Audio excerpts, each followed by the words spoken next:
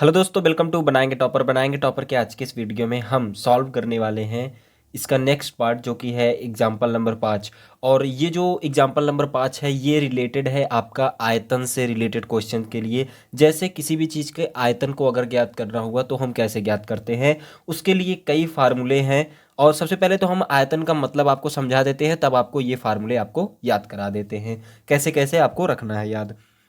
और इसके लिए मैंने प्रॉपर वीडियो बनाई है, जा करके चेकआउट कर लो, देख लो आयतन के लिए। ठीक है, चाहे आई बटन पे चाहे मैं डिस्क्रिप्शन में इसका पूरा प्लेलिस्ट का लिंक दे दूंगा, आप जा करके वहाँ पर पूरी वीडियो आप देख लेना, आपको सब कुछ समझ में आ जाएगा। तो सबसे पहले आयतन की बात कर लेते हैं। आयतन का मतलब होता क्या है? आयतन का मतलब होता है कि इसके अंदर भरा जा सकने वाला स्थान, मतलब कितना स्थान घेर सकता है कोई भी चीज़। जैसे इसके अंदर अगर कोई भी चीज़ भरोगे, जैसे ये बेलन है ना, बेलन के अंदर आप कितना चीज़ ठूस ठूस कर भर सकते हो। जैसे ये हमने भर दिया, ये हमने भर दिया, मतलब कितना स्थान ये घेर सकता है, उसी को हम कहते हैं क्या? आयतन कहते हैं भाई साहब।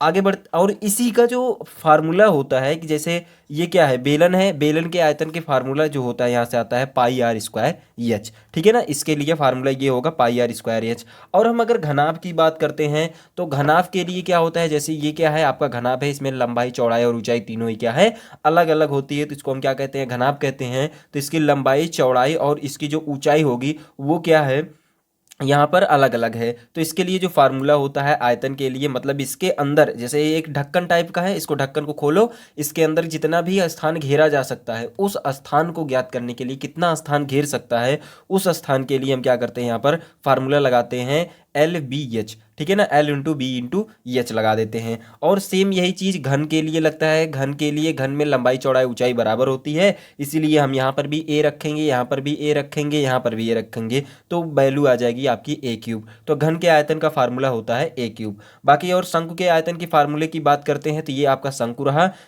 मतलब यहाँ पर भी मान लो एक ढक्कन लगा है, इसको खोला आपने, इसमें भर दिया कुछ ना कुछ, तो कितना स्थान घेरा जा सकता है, कहने का मतलब कितनी चीज़ें इसके अंदर भरी जा सकती हैं, उस फार्मूले को आप याद करोगे तो ये फार्मूला होता है शंकु का आयतन 1/3 पाई आर स्क्वायर एच। तो ये वाला आपको फार्मूला याद रखना है। बाकी हम गोले की बात करते हैं, जैसे अर्धगोले की अगर हम बात करते हैं, जैसे अर्धगोला है तो ये अर्धगोले की जब हम बात करते हैं, इसका आयतन का फार्मूला होता है अर्धगोले के लिए 2/3 पाई आर क्यूब होता है। अगर इसी में हम पूरे गोले की बात करें, जैसे ये एक पूरा अंडाकार आपको दिख रहा है, लेकिन ये मैंने समझाने के लिए बनाया है, आप लोग प्रॉपर एक गेंद समझिएगा।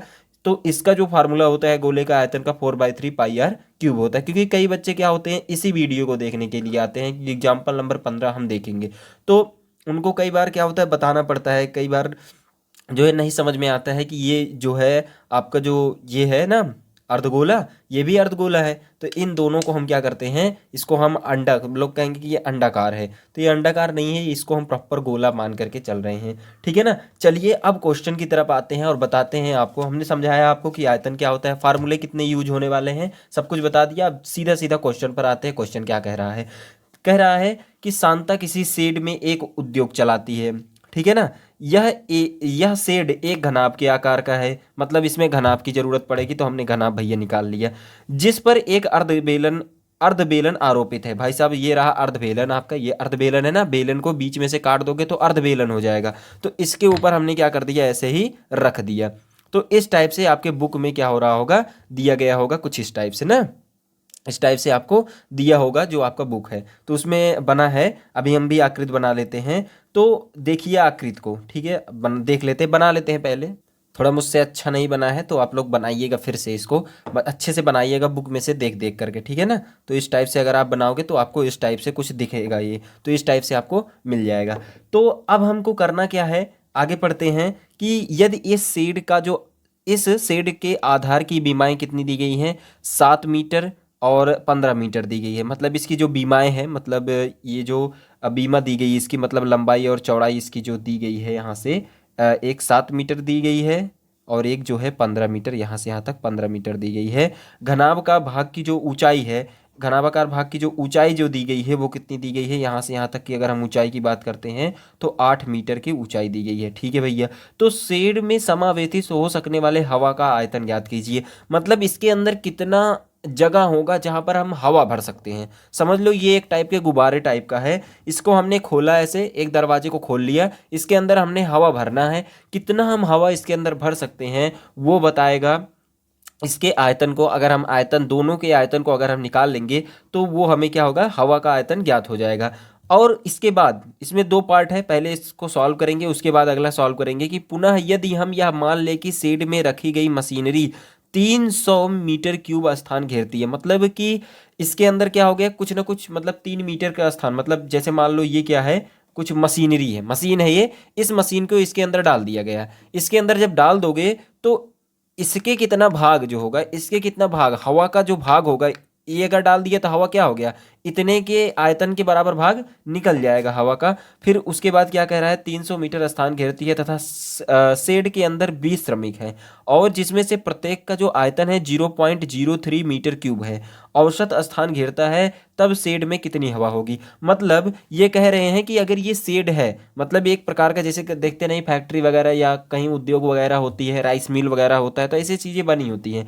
तो जब ऐसे छाया किया होता है, बीच नीचे मशीनरी लगी होती है, आदमी काम करते हैं, तो इसके अंदर मान लो मशीनरी हो गया और 20 आदमी इसके अंदर भर गए, और जब 20 आदमी और ये मशीनरी दोनों चीज़ें भर चुकी हैं इसके अंदर, तो कितना भाग ऐसा रहेगा जो खाली रहेगा, ठीक है ना, जिसमें आप चल सकते हो, जिसमें आप एक स्थान से दूसरे स्थान से सामान को इधर उधर कर सकते हो, मतलब कितना हवा का आयतन रहेगा उसको आपको इसमें बताना है। तो करना कुछ नहीं है, सबसे पहले क्वेश्चन ये कह रहा था कि इन दोनों के आयतन को ज्ञात करके आपको बता देना है कितना हवा का आयतन इसके अंदर हो सकता है। फिर दूसरा चीज ये कह रहे हैं कि इसके अंदर कुछ मशीनरी डाल दी गई है, कुछ मशीन इसके अंदर डाल दिया गया है खोल करके, मतलब इसके अंदर भाई दरवाजा लगा होगा, मशीनरी इसके अंदर लगी होगी और 20 आदमी इसके अंदर काम भी कर रहे हैं, तब कितना स्थान क्या होगा इसके अंदर होगा। हमें लगता है चीजें समझ में आ गई होंगी भाई। जितने लोग इसके अंदर जाएंगे उतना हवा बाहर निकलता चला जाएगा। मतलब कि अगर हम क्या करें, पूरे शेड में से, पूरे शेड का जो आयतन है उसमें से हम इसके आयतन को और ये 20 श्रमिकों के आयतन को अगर हम घटा दें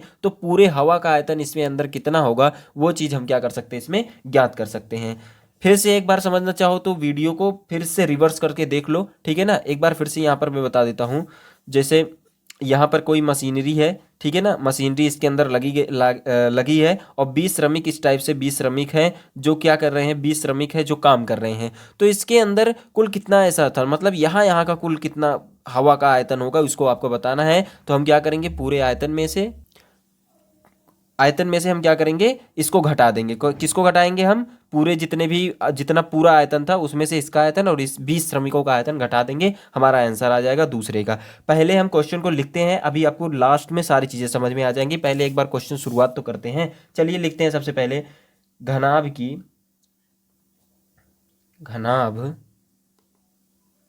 घनाभ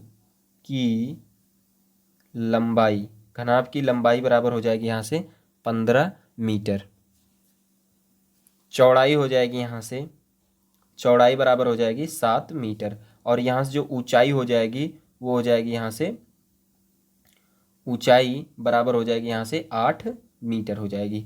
अब यहाँ पर देखिए, जितना इसकी जो चौड़ाई है वो है उतनी ही इस बेलन का व्यास दे रखा है, ठीक है ना। तो लिख लेते हैं यहाँ पर लिखेंगे, साथ ही अर्ध बेलन का व्यास, अर्ध बेलन का व्यास कितना हो जाएगा, 7 मीटर हमने बताया, और इसकी जो त्रिज्या हो जाएगी वो कितनी हो जाएगी भैया, 7/2 मीटर के बराबर आ जाएगा। और पूरी ऊंचाई देखो, इसकी भी जो चौड़ाई है, इसकी जो लंबाई है, इसकी यहाँ से यहाँ तक की लंबाई दी गई है घनाभ की, और इसी लंबाई के बराबर क्या दिया, बेलन का भी जो ऊंचाई है वो भी दी गई है। तो लिख लेते हैं कि यहाँ पर जो ऊंचाई हो जाएगी इसकी कितनी हो जाएगी, अर्धबेलन की जो ऊंचाई हो जाएगी वो भी बराबर हो जाएगी किसके, इसके लंबाई के बराबर, कहने का मतलब 15 मीटर के बराबर हो जाएगी, ठीक है ना। अब हम क्या करते हैं, बताते हैं कि वांछित आयतन, मतलब कितना आयतन इसके अंदर होगा उसको हमको बताना है। तो वांछित आयतन बराबर हो जाएगा घनाभ का आयतन प्लस हो जाएगा 1/2 बेलन का आयतन। भाई बेलन के आयतन को आधा कर दोगे तो अर्ध बेलन का आयतन आ जाएगा, वही चीज सेम है। तो आयतन, भाई एक बेलन पूरा था, ठीक है ना, इसको हमने बीच में से काट दिया तो आधा बेलन बन गया, तो आधे के लिए 1/2 आगे लगा दो, बेलन का आयतन का आधा कर देंगे हम। अब वैल्यू फटाफट से रख देते हैं, वैल्यू आ जाएगी आपकी। जैसे यहाँ पर देखो घनाभ का आयतन का फार्मूला होता है एल गुणे बी गुणे एच, और ये प्लस हो जाएगा हाफ। इसके लिए कितना होता है फार्मूला, हमने बताया था अभी अभी, हमने बताया था कि इसके बेलन का आयतन फार्मूला होता है पाई आर स्क्वायर एच होता है। तो यहाँ पर हम लिख देते हैं pi r square h, square h. अब सॉल्व कर देते हैं, पहले वैल्यू रख देते हैं फिर सॉल्व कर देते हैं। ये एल हो गया, ये बी हो गया, एच हो गया। तो यहाँ से जो हो जाएगा 15 गुणे 7 गुणे 8, और ये प्लस हो जाएगा यहाँ से 1/2। पाई की वैल्यू होती है 22/7, आपको लेनी है 22/7, यहाँ पर लिखा गया है। और यहाँ से करना क्या है, 7/2 आपको लेना है। 7/2 मतलब त्रिज्या क्या होगी इसकी 7/2, और ऊंचाई क्या होगी 15 हो जाएगी। अब इसको सॉल्व कर देते, देखो ये कट जा रहा है, ये इससे कट जा रहा है, ठीक है ना। अब सभी का हम क्या कर देते हैं, मल्टीप्लाई कर देते हैं। इसका आ जाएगा 105 गुणे 8, इसको जब मल्टीप्लाई करेंगे ये आ जाएगा 3.5 गुणे आ जाएगा 5.5 गुणे आ जाएगा 15, ठीक है ना। मतलब कि इसको आप सॉल्व करोगे तो इतना आपको मिल जाएगा। फिर आप जब सॉल्व करोगे तो ये आ जाएगा आपका 840, इसका गुणा करोगे, और यहाँ पर इन दोनों का जब आप गुणा करोगे तो यहाँ से मिल जाएगा आपका 82.5, और फिर ये 840 आ गया आपका। फिर आपने क्या किया 3.5 कर दिया इसका, सॉरी इन दोनों का अगर आप गुणा कर दोगे तो ये आ जाएगा 288.75 आ जाएगा। और फिर इन दोनों को ऐड करोगे तो 1128.75 मीटर स्क्वायर ये आपका क्या आ जाएगा। पहले का जो आंसर यहाँ तक ज्ञात करना था वो आपका आ जाएगा। आगे चलते हैं, नेक्स्ट जो पार्ट है इसका, कहने का मतलब जो मशीनरी के अंदर वाला भाग, कहने का मतलब ये वाला जो भाग दे रखे था कि पुनः यदि हम यह मान ले कि शेड में रखी मशीनरी 300 मीटर स्थान घेरती है तथा शेड के अंदर 20 श्रमिक है जिसमें से प्रत्येक 0.08 मीटर क्यूब के औसत से स्थान घेरता है, तब शेड की कितनी हवा होगी। मतलब शेड के अंदर कितनी हवा तब बचेगी जब 300 मीटर क्यूब की मशीनरी इसके अंदर डाल दिया जाए और 20 श्रमिक हो और प्रत्येक क्या कर रहे हो, इतने का स्थान घेर रहे हो। तो यहाँ पर हम लिख देते हैं पहले मशीनरी द्वारा घेरा गया स्थान। मशीनरी द्वारा घेरा गया कितना स्थान है 300 मीटर स्क्वायर, और 20 श्रमिक द्वारा घेरा गया स्थान कितना हो जाएगा, यहाँ से 20 गुणे एक श्रमिक द्वारा 0.08, तो यहाँ से 20 के लिए 20 इंटू 0.08, और सॉल्व करेंगे तो इसको 1.6 मीटर क्यूब आ जाएगा। मतलब 1.6 मीटर क्यूब जो होता है यहाँ से आपका आ जाएगा कितना, मतलब 20 श्रमिक क्या हो रहे हैं, इतना स्थान घेर रहे हैं। तो अब हम बताते हैं कि इसमें हवा का आयतन कितना होगा, इसलिए हवा का आयतन जो होगा यहाँ से निकल के आएगा 1128.75 में से हम क्या करेंगे, इन दोनों को जोड़ करके घटा देंगे इसमें से। कहने का मतलब 300 प्लस क्या करेंगे 1.6, इन दोनों को जोड़ करके 1128.75 माइनस 301.6, और इसको जब आप सॉल्व करोगे तो ये आपका पूरी वैल्यू आ जाएगी 827.15 मीटर क्यूब जो होगा। इसके अंदर कितना हवा का आयतन है, मतलब इसको मशीनरी का स्थान और श्रमिकों का स्थान छोड़ने के बाद कितना जगह बच रहा है उसको आपको बताना था, जो कि हमने बता दिया। चलिए अब चलते हैं अगले क्वेश्चन पर। ना समझ में आओगे फिर से आप रिपीट करके देख लो, सब चीज़ें क्लियर हो जाएगी। चलिए अगले क्वेश्चन पर चलते हैं। तो नेक्स्ट क्वेश्चन ये है हमारा 6 जो एग्जाम्पल है आपका, इसमें क्या कह रहा है कि एक जूस बेचने वाला अपने ग्राहकों को आकृति में दर्शाए गए गिलासों से जूस देता था। बेलनाकार गिलास का आंतरिक व्यास दिया गया है, देखो आंतरिक वाला व्यास जो दिया है 5 सेंटीमीटर था, परंतु गिलास के निचले आधार में एक उभरा हुआ अर्धगोला था जिसमें से गिलास की धारिता कम हो जाती थी। यदि एक गिलास की ऊंचाई 10 सेंटीमीटर, मतलब इसकी ऊंचाई 10 सेंटीमीटर थी, तो गिलास की आभासी धारिता तथा उसकी वास्तविक धारिता ज्ञात कीजिए। तो सबसे पहले समझने वाली बात यह है हमारे कि इसमें कह क्या रहा है क्वेश्चन, उसको समझते हैं। जैसे आपने कभी ऐसे गिलास वगैरह देखे होंगे जिसमें क्या है, नीचे की तरफ क्या होता है, ऐसे दबा हुआ होता है, देख रहे हो ना, दबा हुआ होता है एकदम गोले की तरह, ऐसे क्या होता है, दबा हुआ होता है ऐसे, ठीक है ना। तो ये इसमें देख रहे हो एकदम सेम वही चीज़ है। अगर आप सामने से अगर आप इसको देखते हो तो इसको लगेगा कि आपको पूरा यहाँ तली तक पूरा भरा पड़ा है, मतलब यहाँ से लेकर यहाँ तक का पूरा भरा पड़ा है।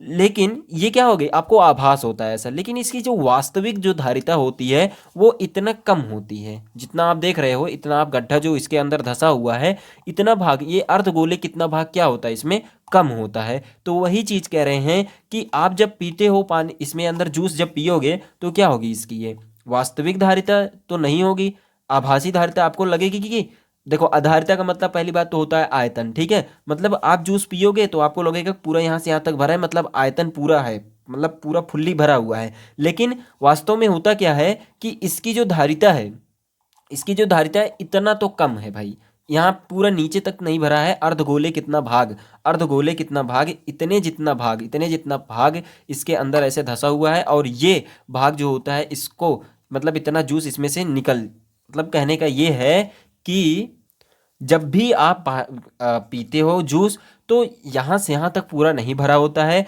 यहाँ से कुछ भाग यहाँ से निकल गए, मतलब आभासी होने के कारण आपको दिखता तो है कि पूरा भरा पड़ा है, लेकिन इतने जितना भाग इसके अंदर से निकाल लिया जाता है। मतलब निकाल क्या लिया जाता है उसको, जब आप भरोगे तो वो उतना जगह लेगा ही नहीं भाई, क्योंकि ये ऊपर तरफ से उठा है, आपको यहाँ यहाँ भरा पड़ा दिखाई देगा लेकिन बीच में भरा नहीं दिखाई देगा। सिंपल सी बात है, पहले इसको फिर से एक बार यहाँ से समझ लेते हैं। जैसे आप जूस भरोगे यहाँ पर, आपको यहाँ यहाँ जूस सिर्फ मिलने वाला है, यहाँ जूस नहीं मिलेगा।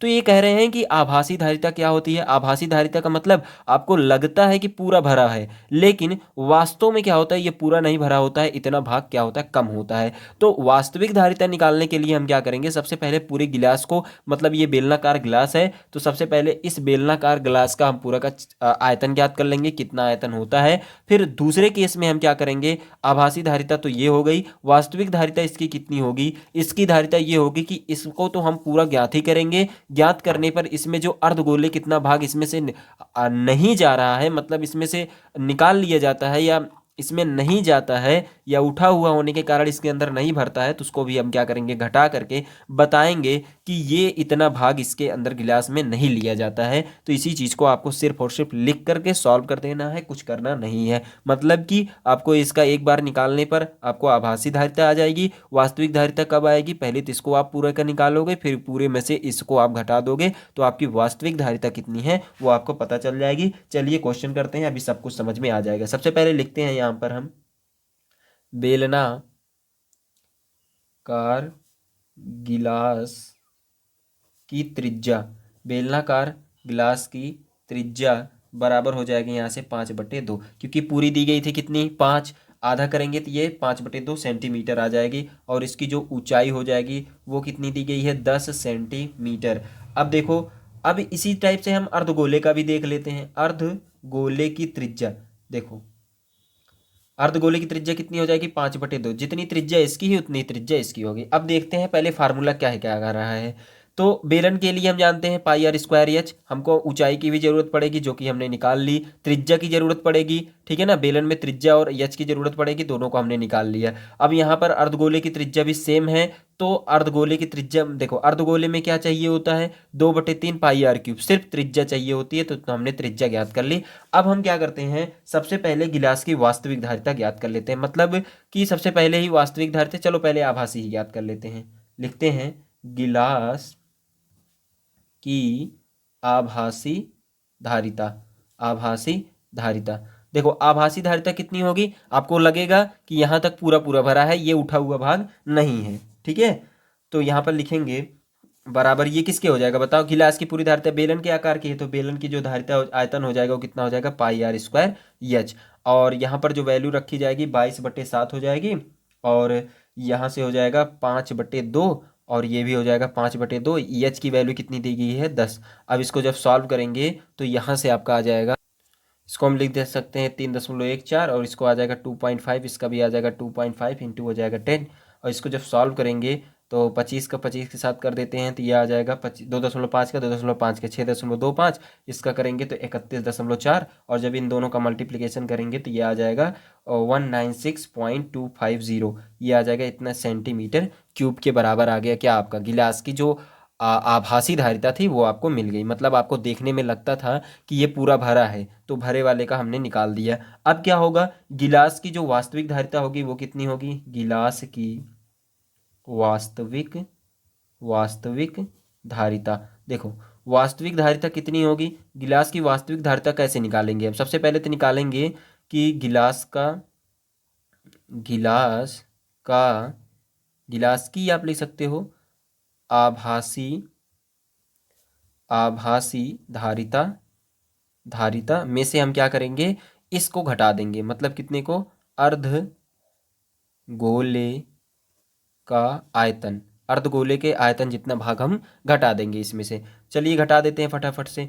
तो गिलास की जो आभासी धारिता हमने निकाली ही है 1996 और ये 250.250। अर्धगोले का आयतन हम फटाफट से निकाल ले। पहले यहाँ पर हम निकाल लेते हैं कि अर्धगोले का आयतन कितना होगा। अर्धगोले का आयतन, अर्धगोले का आयतन फार्मूला होता है 4/3 पाई आर क्यूब। अब यहाँ से आ जाएगा 4/3, पाई की जो वैल्यू होगी यहाँ से हो जाएगी 3.14 ही ले लो, कोई दिक्कत नहीं है, यहाँ पर लिया गया है 3.14 तो ले लेते हैं यहाँ से। और ये आ जाएगा 2.5, ये भी हो जाएगा 2.5, ये भी हो जाएगा 2.5, मतलब 3 क्यूब है तो 3 बार लिख देंगे। अब इसको सॉल्व कर लेते हैं। तो इसको जब आप सॉल्व करोगे तो आपका आ जाएगा, इसको सॉल्व कर लेना आप, तो 32.71 सेंटीमीटर स्क्वायर। सॉल्व करना, क्योंकि ये सब चीज़ें आप खुद कर सकते हो, ठीक है ना। अब इसको सॉल्व कर देते हैं तो ये आ जाएगा 32.71 सेंट, और इसको जब सॉल्व करेंगे घटा करके तो ये आएगा 163.54 सेंटीमीटर क्यूब। ये आपका क्या आ जाएगा, आंसर आ जाएगा। बिल्कुल। नेक्स्ट क्वेश्चन है आपका यहाँ से एग्जाम्पल नंबर 7। एग्जाम्पल नंबर 7 क्या कह रहा है कि एक ठोस खिलौना एक अर्धगोले के आकार का है जिस पर एक लंब वृत्तीय शंकु क्या है, अध्यारोपित है या आरोपित है। इस शंकु की ऊंचाई 2 सेंटीमीटर और आधार का जो व्यास दिया गया है 4 सेंटीमीटर है। इस खिलौने का आयतन निर्धारित कीजिए। यदि एक लंब वृत्तीय बेलन इस खिलौने के परिगत है तो बेलन और खिलौने के आयतनों का अंतर ज्ञात कीजिए। चलिए देखते हैं। तो यहाँ पर देखिए कि किस टाइप से दिया है कि अर्धगोले का आकार, मतलब सबसे पहले क्या दिया है, एक अर्धगोला दिया है, इसके ऊपर एक शंकु ऐसे रखा गया है, इन दोनों के आयतनों को आपको बताना है। तो सबसे पहले यहाँ पर हम चित्र बना लेते हैं। ये आपका क्या हो गया, शंकु हो गया, ठीक है ना, और ये आपका अर्धगोला हो गया। अब इन दोनों का आपको आयतन बताना है। सबसे पहला क्वेश्चन यहाँ तक है, आयतन निर्धारित कीजिए। और इसकी जो आधार दिया है, शंकु की ऊंचाई पूरी पूरी कितनी दी गई है, यहाँ से 2 सेंटीमीटर होती है और दी है, और यहाँ पर जो है व्यास दिया गया है 4 सेंटीमीटर, मतलब इसकी जो त्रिज्या होगी वो कितनी होगी, 2 सेंटीमीटर। तो सबसे पहले लिख लेते हैं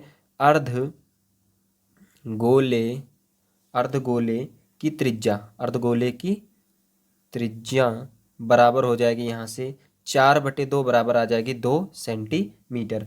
और देखो इस खिलौने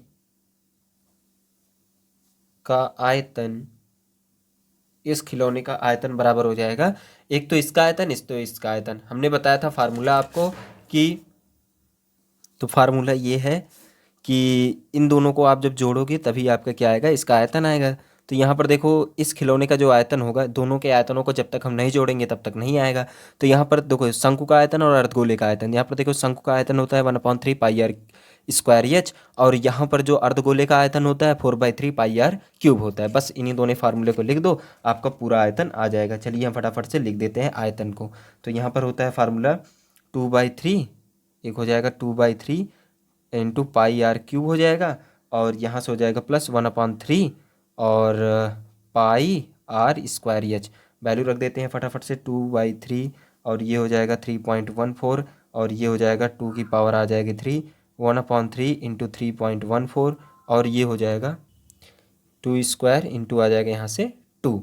अब हम क्या करते हैं, यहाँ पर पूरे खिलौने का आयतन जब इसको सॉल्व करेंगे तो हमारा आएगा 25.12 सेंटीमीटर स्क्वायर। इसको सॉल्व कर लेना। अब यहाँ से आ जाएगा बेलन के आधार। अब देखो अब यहाँ पर आगे क्या कह रहा है कि यदि एक लंब वृत्तीय बेलन इस खिलौने के परिगत हो तो बेलन और खिलौने के आयतनों का अंतर ज्ञात कीजिए। तो मतलब इसके चारों ओर अगर हम क्या कर दें, एक बेलन लगा दें ऐसे करके, ठीक है ना। तो इस तरीके से हम अगर बेलन लगा दें तो इन दोनों के आयतनों का अंतर, मतलब इस बेलन के अंदर अगर हम जैसे ही इसको रख देते हैं, डाल देते हैं, ठीक है भैया, उसके बाद हम क्या करते हैं, इसको डाल देते हैं, ठीक है ना।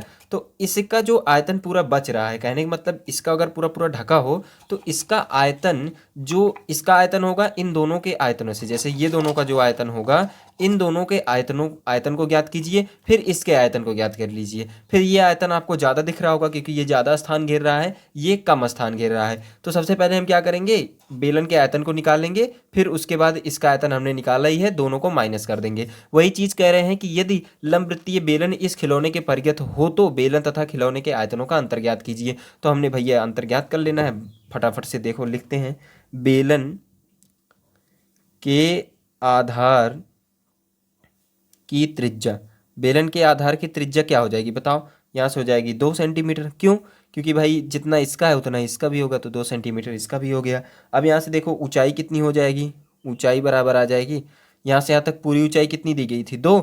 अब देखो 2 अगर इसकी ऊंचाई है तो यहाँ से यहाँ तक की हमने बताया था कि जो बेलन की जो अर्धगोले में जो उसकी जो त्रिज्या होती है वही उसकी ऊंचाई होती है, तो यहाँ से यहाँ तक की भी ऊंचाई दोनों को जोड़ लेंगे तो ये आ जाएगा 2 + 2 बराबर आ जाएगी 4 सेंटीमीटर। अब हम क्या करेंगे, यहाँ पर हम लिख देते हैं बेलन का आयतन, बेलन का आयतन ज्ञात कर लेते हैं। बेलन के आयतन का फार्मूला क्या होता है, पाई आर स्क्वायर एच। पाई की वैल्यू 3.14, आर की वैल्यू आर स्क्वायर का 2 का स्क्वायर, यहाँ से आ जाएगा एच की वैल्यू 4। अब इसको सॉल्व कर देंगे तो 50.24 सेंटीमीटर स्क्वायर आ जाएगा। भाई सेंटीमीटर क्यूब आएगा भैया, क्यूब, यहाँ पर भी क्यूब आप लगाओ क्योंकि आयतन आप निकाल रहे हो, ठीक है। थोड़ी सी मिस्टेक हो गई है, इसको सही कर लीजिएगा, यहाँ पर आपको क्यूब लगाना है, स्क्वायर नहीं लगाना है, ठीक है ना। आगे बढ़ते हैं यहाँ से, तो हम देखते हैं कि दोनों आयतनों का अंतर क्या होगा, दोनों आयतनों जो पूछा है क्वेश्चन में का अंतर, दोनों आयतनों का अंतर क्या होगा भाई, 50.24 में से हम क्या करेंगे, 25.12 घटा देंगे तो कितना आ जाएगा बताओ, 50 में से इसको घटाएं, पहले तो यस घटाएंगे 2, इसका घटाएंगे तो 1, इसको करेंगे तो ये आ जाएगा 25, मतलब 25.21 सेंटीमीटर क्यूब क्या आ जाएगा, इसका पूरा आयतन आ जाएगा। इन दोनों आयतनों के बीच का अंतर मतलब इसका और इसका अंतर जो होगा आ जाएगा 25.12 सेंटीमीटर क्यूब। चलिए आज के लिए इतना ही, thank you, have a nice day, Vande Mataram, Jai Hind.